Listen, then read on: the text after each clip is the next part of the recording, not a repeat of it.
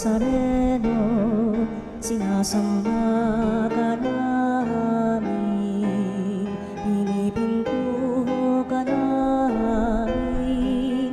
Aral mo ang aming buhay at kaligtasan, Nuestro Padre Jesus Nazareno.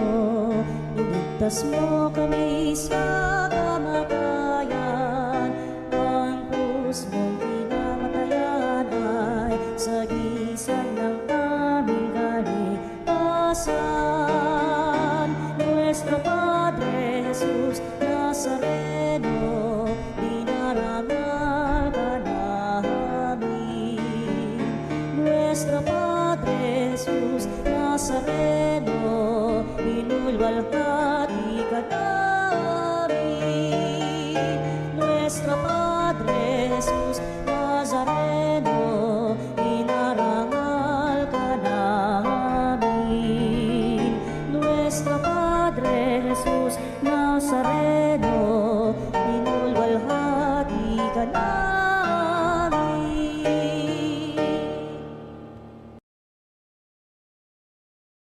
Sarili manialay, turuan mo ihanap kami ng bagong malay.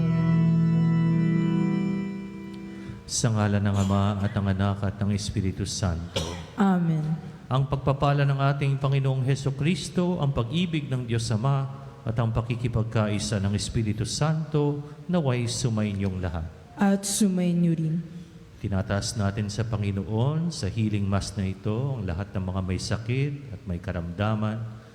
Naway sila ipagalingin ng Panginoon hindi lamang sa kanilang karamdaman kundi sa kanilang pangangailangang espiritual. Mga minamahal na kapatid, aminin natin ang ating mga kasalanan upang tayo maging marapat gumanap sa banal na pagdiriwang. Inaamin ko sa makapangyarihang Diyos At sa inyo, mga kapatid, na lubha akong nagkasala sa isip, sa salita at sa gawa, at sa aking pagkukulang. Kaya inisasamo ko sa mahal na Birheng Maria, sa lahat ng mga anghel at mga banal, at sa inyo, mga kapatid, na ako'y pinalangin sa Panginoong ating Diyos. Kaawaan tayo ng makapangyarihang Diyos, patawarin tayo sa ating mga kasalanan at patnubayan tayo sa buhay na walang hanggan. Amen. Panginoon, kaawaan mo kami. Panginoon, kaawaan mo kami. Kristo, kaawaan mo kami. Kristo, kaawaan mo kami. Panginoon, kaawaan mo kami. Panginoon, kaawaan mo kami. Manalangin tayo. Ama naming makapangyarihan, ang sinimulan naming kusang pagpapakasakit ay subaybayan mo ng iyong pagmamalasakit upang ang pinagtitiisan ng aming katawan ay maisaloob namin at maganap ng may katapatan sa pamamagitan ni Hesukristo kasama ng Espiritu Santo magpasawalang hanggan. Amen. Pagbasa mula sa aklat ni Propeta Isaías. Ito ang sinasabi ng Panginoon. Ikaw ay sumigaw ng ubos lakas. Ang sala ng bayan ko sa kanila ay ihayag. Sinasamba ko, kunway hinahanap, sinusundan-sundan. Parang natutuwang ang kalooban ko'y kanilang malaman. Ibig palabasin na ang gawain nila ay matuwid at di lumilihis sa mga tuntuning aking ibinigay. Wari natutuwang sa akin sumamba at ang hinihingi ay hatol na matuwid. Ang tanong ng mga tao, bakit ang pag-aayuno natin ay di pansin ng Panginoon? Nagugutom lang tayo, ngunit walang kabuluhan. Ang sagot ng Panginoon, pansariling kapakanan pa rin ang pangunang layunin sa pag-aayuno, habang ang nag-aayuno ay patuloy na inaapi ang mahihirap. Ang pag-aayuno ninyo ay humahantong lamang sa alitan hanggang kayo-kayo'y nag-aaway-away. Kung ang pag-aayunong ginagawa ninyo ay gayon din lamang, ang inyong pagtawag ay ditiyak na hindi ko pakikinggan. Sa inyong pag-aayuno, pinahihirapan ninyo ang inyong sarili. Yumuyuko kayong parang damong hinihipan ng hangin. Nagdaramit kayo ng sako at nahihiga sa abo. Pag-aayuno na ba yan? Akala ba ninyo'y nasisiyahan ako riyan? Ito ang gusto kong gawin ninyo. Tigilan na ninyo ang pag-alipin. Sa halip ay pairalin ang katarungan. Ang mga api, palayain ninyo at tulungan. Ang mga nagugutom ay inyong pakanin. Patuloyin sa inyong tahanan ang walang tirahan. Yaong mga tao na halos hubad na ay inyong paramtan. Ang inyong pagtulong sa mga kasama ay huwag tatalikdan. At kung magkagayon, matutulad kayo sa bukang liwayway, hindi maglalaon at gagaling ang inyong sugat sa katawan. Ako'y laging sa inyo, ililigtas kayo at iingatan kahit saang lugar. Sa araw na iyon, diringgin ng Panginoon ang dalangin ninyo. Pag kayo'y tumawag, ako'y tutugon agad. Ang salita ng Diyos. Salamat sa Diyos. Diyos ko, iyong tinatanggap pakumbabat pusong tapat. Diyos ko, iyong tinatanggap pakumbabat pusong tapat. Ako'y kawan o mahal kong Diyos, sang-ayon sa iyong kagandahang loob. Mga kasalanan ko'y iyong pawiin, ayon din sa iyong pag-ibig sa akin. Hugasan mo sana ang aking karumhan, dalisayin mo ang aking kasalanan. Diyos ko, iyong tinatanggap pakumbabat pusong tapat. Ang pagsalansang ko ay kinikilala, laging nasa isip ko at alaala. Sa iyo lang ako nagkasalang tunay, ang nagawa ko'y di mo nagustuhan. Diyos ko, iyong tinatanggap pakumbabat pusong tapat.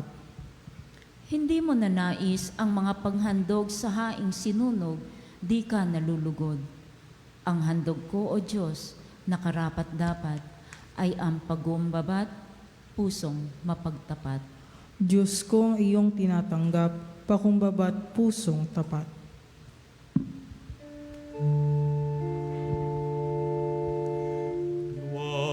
Luwalhati sa'yo, Panginoong Jesucristo, Hari ng kalwalhatiang walang hanggan.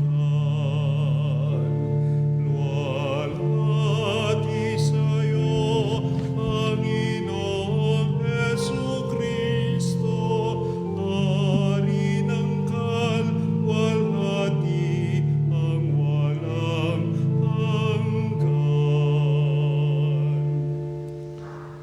Sumainyo ang Panginoon. At sumainyo rin. Ang mabuting balita ng Panginoon ayon kay San Mateo. Papuri sa iyo, Panginoon.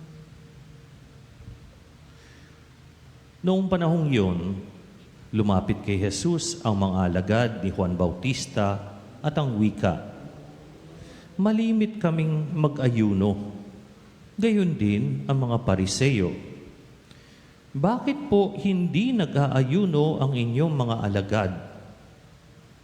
Sumagot siya, "Maaari bang magdalamhati ang mga panauhin sa kasalan habang kasama nila ang lalaking ikinasal? Kapag wala na siya, saka pa lamang sila mag-aayuno."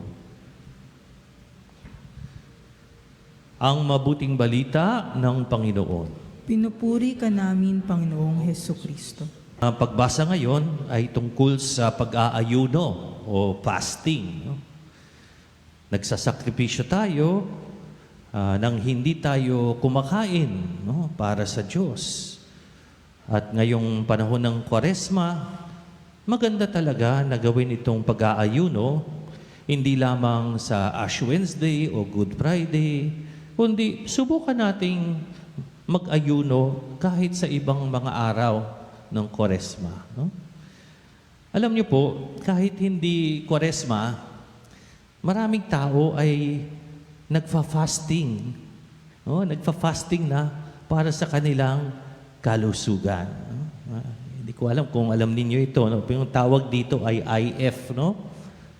Ibig sabihin, intermittent fasting. Anong IF? Ibig sabihin, 8 oras lang silang kumakain, pero 16 na oras ay hindi sila kakain. No? Yung IF. Bakit maganda ito? Sabi kasi ng mga doktor, no? Habang hindi tayo kumakain, sinusunog ng katawan yung excess fats, no? O yung labis na taba, at inaayos ng katawan ang kailangang ayusin. The body corrects the excess. No? Kaya naman, tuwang-tuwa yung mga nagfa-fasting, nag-IF, kasi ang resulta ng kalusugan ay pumapayat din sila. So ano po ang punto para sa atin ngayon? Ang pag-aayuno ay hindi lang para gutumin ang sarili, kundi para ayusin ang hindi tama. Ayusin ang hindi tama. Sa unang pagbasa, ayon kay Propeta Isaias, nagtataka ang mga Israelita kasi nag-aayuno sila, pero bakit parang hindi sila pinapansin ng Panginoon? Ang sabi naman ng Diyos, oo, ginugutom nga ninyo ang inyong sarili, pero inaapi naman ninyo ang mahihirap. At humahantong lang ang inyong pag-aayuno sa alitan at pag-aaway. So para sa Diyos, ang taong pinapakinggan niya ay yung hindi lamang nagpapahirap sa sarili, kundi ang taong tinitigilan ng pang-aapi, tumutulong sa mga inaalipusta, nagpapakain sa mga nagugutom, nagpapatuloy ng mga walang matuluyan, nagdaramit ng mga hubad, at tumutulong sa nangangailangan. At yon ang tamang pag-aayuno, ang pag-aayos sa mga pagmamalabis at pagtuwid ng mga relasyon at kabuktutan sa ating lipunan at komunidad. Kaya ngayong Kwaresma, kung meron man tayong kaaway, makipagbati na tayo sa mga inaway natin. Tulungan natin yung mga humihingi ng tulong sa atin. At kung meron man tayong naagrabyado, panahon na para humingi ng tawad at bumawi sa mga nasaktan natin. Ani ng Diyos, kung gagawin natin ito, liliwanag ang ating buhay, gagaling ang ating mga sugat, ililigtas tayo ng Panginoon at pakikinggan pa niya ang ating mga panalangin. No? Napakaganda, hindi po ba? Kaya ngayong Kwaresma, magandang tanungin natin sa sarili, hindi lamang ano ang aking i-give up ngayong Lent, kundi magandang tanungin natin, ano ang aking itutuwid at aayusin ngayong Kwaresma? Manahimik po tayo ng ilang sandali para pagnilayan ang salita ng Diyos.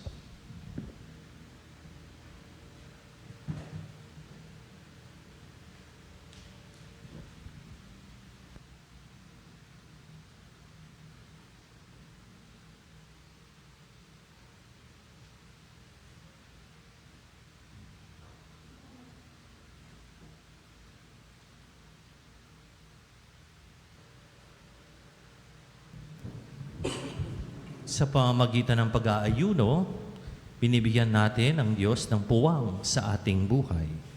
Hilingin natin sa Panginoon na palakasin tayo sa ating pagpapakasakit upang matatag nating maituon ang ating mga isip at puso sa Kanya. Ang ating pong itutuon, Panginoon, nasa iyo ang aming tunay na kagalakan. Panginoon, nasa iyo ang aming tunay na kagalakan. Bilang mga alagad ni Kristo, tayo naway makasunod sa mga utos ng ating Ama sa langit. Manalangin tayo sa Panginoon. Panginoon, nasa iyo ang aming tunay na kagalakan. Ang bayan ng Diyos, naway magtiyaga sa kanilang mga pagsasakripisyo ngayong Kwaresma. Manalangin tayo sa Panginoon. Panginoon, nasa iyo ang aming tunay na kagalakan. Ang ating mga pagtitimpi at pagpipigil sa sarili, alang-alang sa Panginoon, naway matumbasan ng kaligayahan sa piling niya. Manalangin tayo sa Panginoon. Panginoon, nasa iyo ang aming tunay na kagalakan. Ang mga may sakit, nasa bingit ng kamatayan at namimighati sa buhay, naway mapuspos ng biyaya ng Diyos. Manalangin tayo sa Panginoon. Panginoon, nasa iyo ang aming tunay na kagalakan. Ang namayapa nating mga kamag-anak at mga kaibigan, naway malayang makabahagi sa buhay ni Kristo.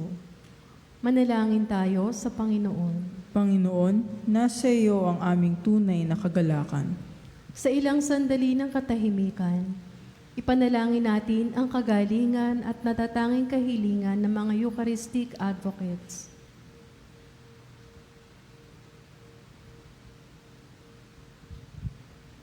Manalangin tayo sa Panginoon. Panginoon, nasa iyo ang aming tunay na kagalakan.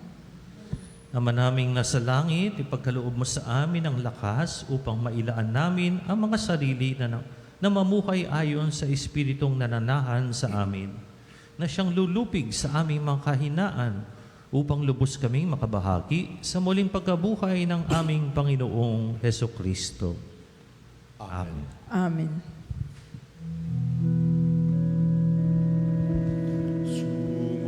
Sumasamo kami sa'yo para pating yaring alay. Panginoon, tanggapin mo itong alak at tinapay. Sa'yo po naming hatod.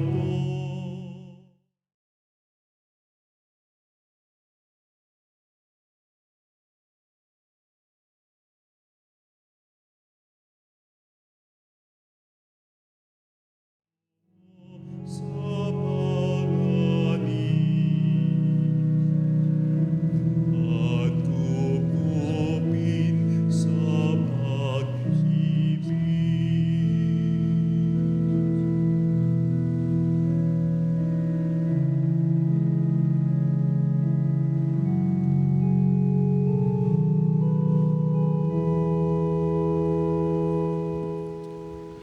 Manalangin kayo mga kapatid upang paghahain natin ay kalugdan ng Diyos amang makapangyarihan.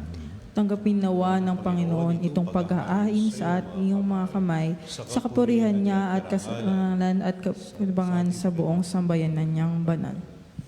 Ama naming lumikha, iniaalay namin ang aming ginaganap sa 40 araw na paghahanda bilang aming hain na nagpapagindapat na iyong kalugdan ng aming kalooban at nagdudulot ng kakayanan sa pagtitimpi namin sa pamagitan ni Hesukristo kasama ng Espiritu Santo magpasawalang hanggan. Amen. Sumainyo ang Panginoon. At sumainyo rin. Itaas sa Diyos ang inyong puso at diwa. Itinaas na namin sa Panginoon. Pasalamatan natin ang Panginoong ating Diyos. Marapat na siya ay pasalamatan. Ama naming makapangyarihan, tunay ngang marapat na ikaw ay aming pasalamatan sa pamagitan ni Hesukristo na aming Panginoon.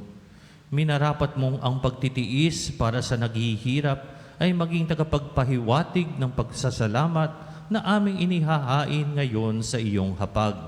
Ang iyong anak ay ulirang tagabigay ng pagsasaluhan sa mga nagugutom at mga nauuhaw. Sa pagsunod namin sa giliw mong anak, ang pagkamaawain mo ay aming ginaganap upang ang pag-iimbot ay mapawing lahat sa aming pag-uugali at gawaing binabalak. Kaya kaysa na mga anghel na nagsisiawit ng papuri sa iyo nang walang humpay sa kalangitan, Kami nagbubunyi sa iyong kadakilaan.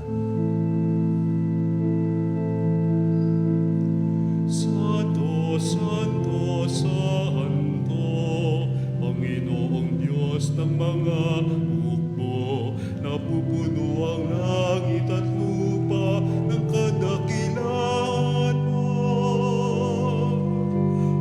Hosana sa kaitaasan,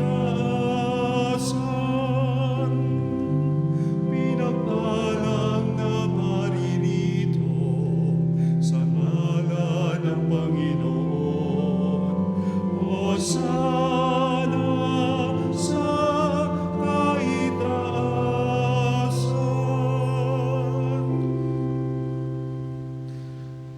Ama naming banal, ikaw ang bukal ng tanang kabanalan. Kaya't sa pamamagitan ng iyong Espiritu, gawin mong banal ang kaloob na ito upang para sa amin maging katawan at dugo ng aming Panginoong Heso Kristo. Bago niya pinagtiis ang kusang loob na maging handog, hinawakan niya ang tinapay, pinasalamatan kanya, pinaghati-hati niya yon, iniabot sa kanyang maalagad at sinabi, "Tanggapin ninyong lahat ito at kanin. Ito ang aking katawan na ihahandog para sa inyo."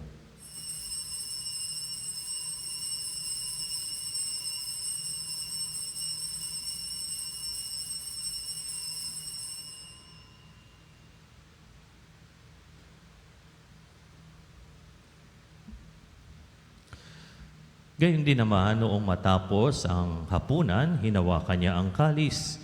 Muli kanyang pinasalamatan.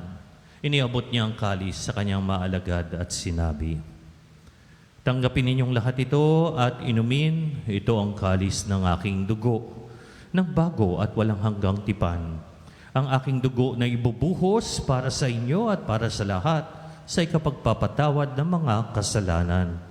Gawin ninyo ito sa pag-alala sa akin."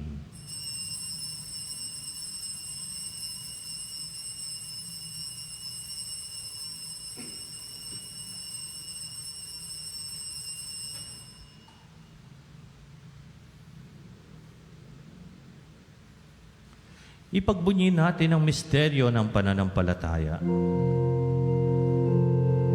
Si Kristo ay namatay, si Kristo ay nabuhay, si Kristo ay babalik sa wakas ng panahon. Si Kristo ay babalik sa wakas ng panahon.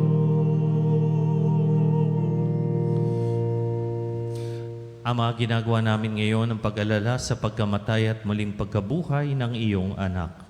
Kaya't iniaalay namin sa iyo ang tinapay na nagbibigay buhay at ang kalis na nagkakaloob ng kaligtasan. Kami nagpapasalamat dahil kami iyong minarapat na tumayo sa harap mo para maglingkod sa iyo. Isinasama namin kaming magsasalo-salo sa katawan at dugo ni Kristo ay mabuklod sa pagkakaisa sa pamamagitan ng Espiritu Santo. Ama, lingapin mo ang iyong simbahang laganap sa buong daigdig. Puspusin mo kami sa pag-ibig kaysa ni Leon na aming Papa at ni Elias na aming Obispo at ng Tanang Kaparian. Alalahanin mo rin ang mga kapatid naming nahimlay na may pag-asang sila'y muling mabubuhay.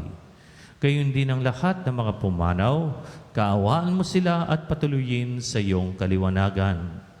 Kaawaan mo at pagindapating kaming lahat na makasalo sa iyong buhay na walang wakas, kaysa ng mahal na Birheng Maria na ina ng Diyos, kaysa ng kanyang kabiyak na puso na si San Jose, kaysa ng mga apostol at ng lahat ng mga banal na namuhay dito sa daigdig ng kalugod-lugod sa iyo. May pagdiwang nawa namin ang pagpupuri sa ikararangal mo sa pamagitan ng iyong anak na aming Panginoong Heso Kristo. Sa pamamagitan ni Kristo, kasama niya at sa Kanya, Ang lahat ng parangal at papuri ay sa iyo, Diyos Amang makapangyarihan, kasama ng Espiritu Santo, magpasawalang hanggan. Amen. Amen.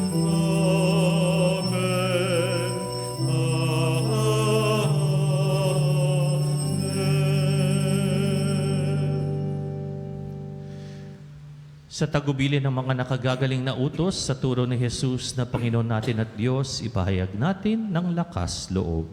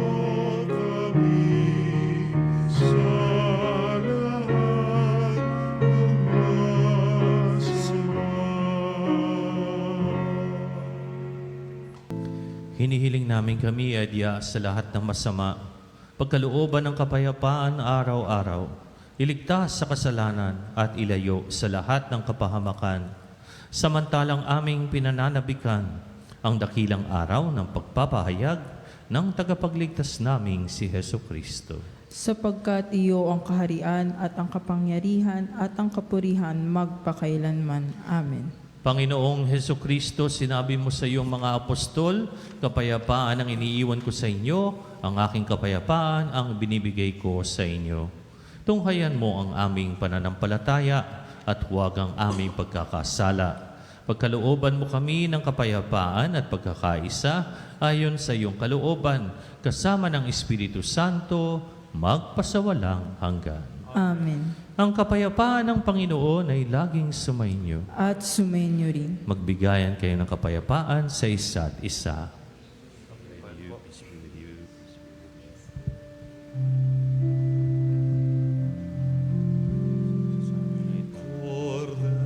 Cordero ng Diyos na nag-aalis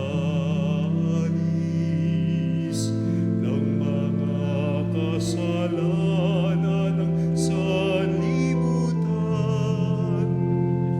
maawa ka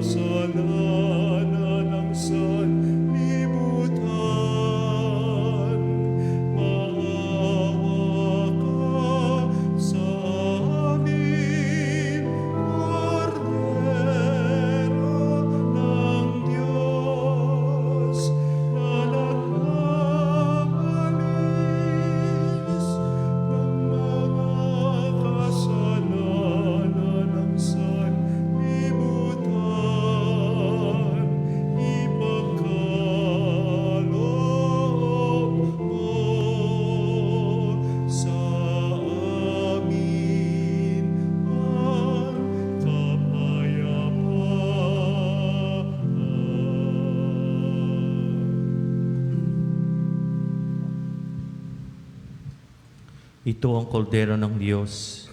Ito ang nag-aalis ng mga kasalanan ng sanlibutan. Mapalad ang mga inaanyayahan sa kanyang piging.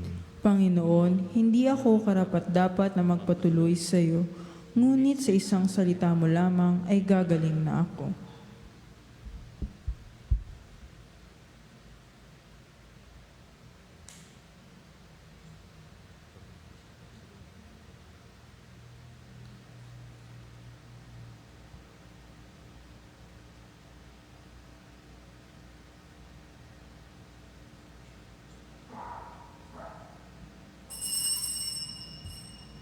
Mga kapanalig, ating dasalin ang komunyong espiritual.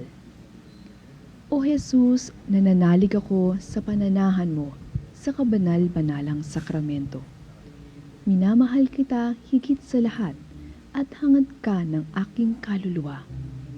Hindi ko man matatanggap ngayon ang iyong katawan at dugo, inaasahan ko na patuloy kang mamumuhay sa aking puso. Naniniwala ako na narito ka at kaisa ka ng aking buong pagkatao. Huwag mong ipahintulot na mawalay ako sa iyo. Amen. Panalangin sa karangalan ng Nuestro Padre Jesus Nazareno. O Jesus Nazareno, katamis-tamisan naming manunubos, sa harap mo ngayon naririto kami't nangangayupapa at nagsisisi ng taos-puso sa aming pagiging walang turing sa iyo at paglimot sa di mabilang na mga biyaya mo, lalong-lalo na yaong mahalagang biyaya ng pagtutubos. Dinaramdam namin at pinagsisisihang labis, Panginoon ko, ang pagkakasala namin sa iyo. Ikinalulungkot namin ang pagiging dahilan ng pagpapasan mo ng krus na iyan sa gitna ng mga hirap at kapaitan, hanggang sa inihandog mo ang iyong buhay sa bundok ng Kalbaryo, sa pagkaibig mo lamang na matubos kami at ang sangkatauhan mula sa sala. Pakabanalin mo, O Panginoon, ang aming pagnanais at ipagtanggap mo sa amin ang iyong biyaya. Maging tagapamagitan nawa ang iyong ina, ang kalinis-linisang Birheng Maria.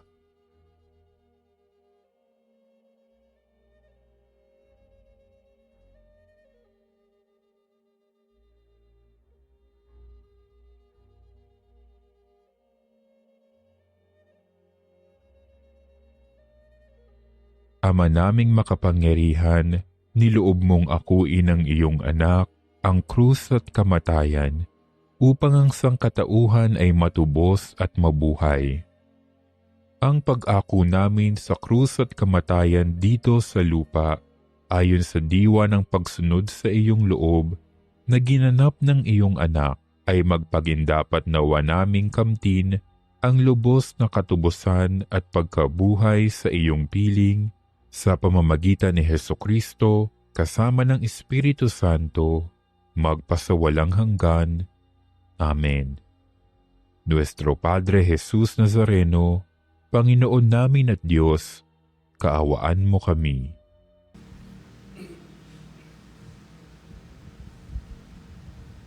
Manalangin tayo.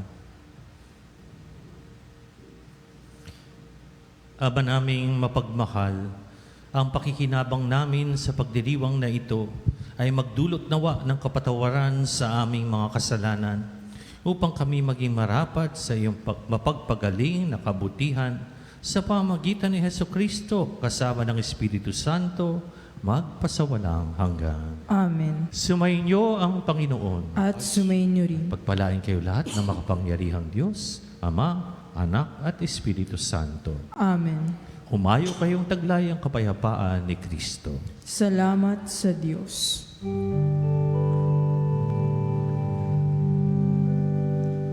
Saan kami tutungo, kaming makasalanan? Saan kami susulong, dahas laging kapisan?